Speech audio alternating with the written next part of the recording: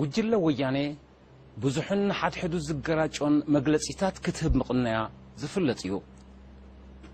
ምስ ቋንቋም ናይዛ ኣብ ደንበ ተነጽሎ ተኾርምያ እትንኖ ዘላ ጭፍራ ሰሚዑ ዘይተገረመ የለን የግዳስ እቲ ቁዘማ ክንዮ ምግራም ብዙሕ ሕቶታት እውን ዘለዓዕል እዩ ወያኔ ስለምንታይ ኣብዚ እዋን እዚ ዘፍርሕ ሕልሚ ከም ዝሓለመት ናይ ስኪዞፍሬንያ ክትረራዕዲ መግለጺታት ትህብ ዘላ እንታይ ዘባህርር ስግኣታት ስለስተርኣያ ካበይ ዝነቐለ ስግኣታት ክንድዚ ረዓድን ምህትፍታፍን ዝፈጥር ስግኣትከ እንታይ ዝዓይነት እዩ እዛ ብጭንቀት ትዕለብጥ ዘላ ጭፍራ ኣልማማ ማእሰርቲ እውን ተተሓሒዛቶላ በዚ ግን እቲ መልኣክ ከሞት ኮይኑ ዘባህርራ ዘሎ ስግኣት ክውገድ ይኽእል እዩ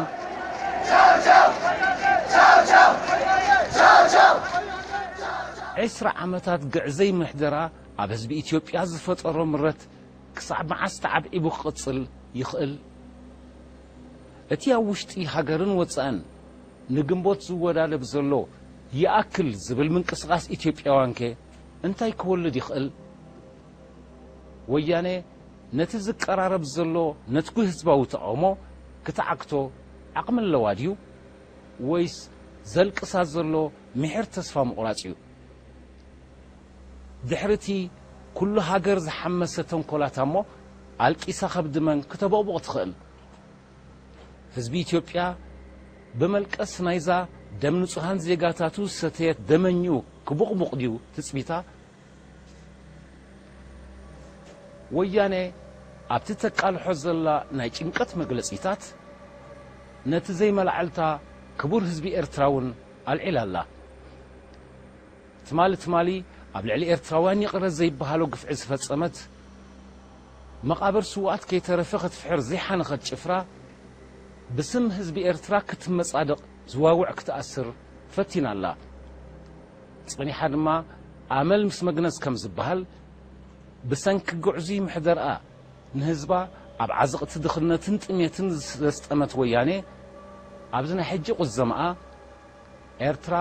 ማዕከን ልምዓትን ሽሻይን ክትከውን ምርኣይ ፈጢሩላ ዘሎ መንጸሮር ክትክውሎ ይከኣለትን ደርሆን ተሓለመት ጥረምረ ከም ዝበሃል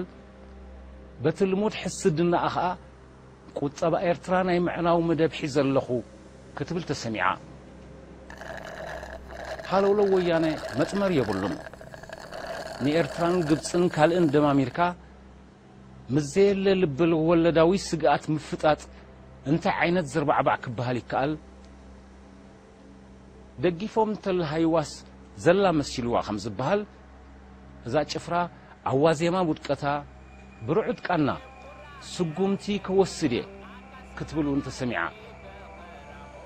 ሕጋውነት ፍኸረ ኣገዲፍካ ንባዕላውን ሕጋውነት ስለ ዘይብላ እዛ ንግዳማውያን ሓይልታት ክትክድም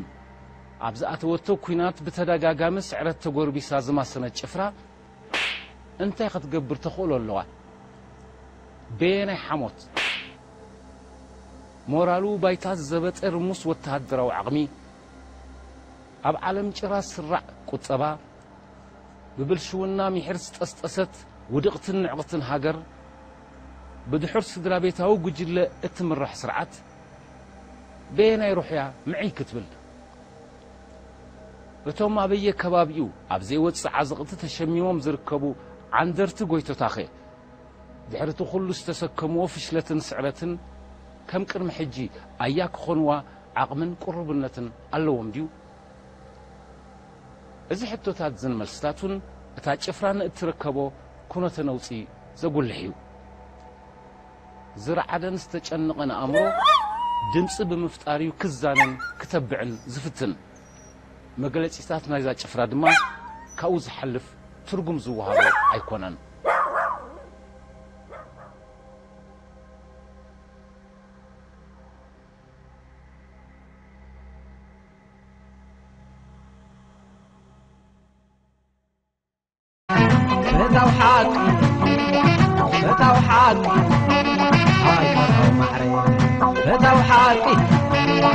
فتاو حقي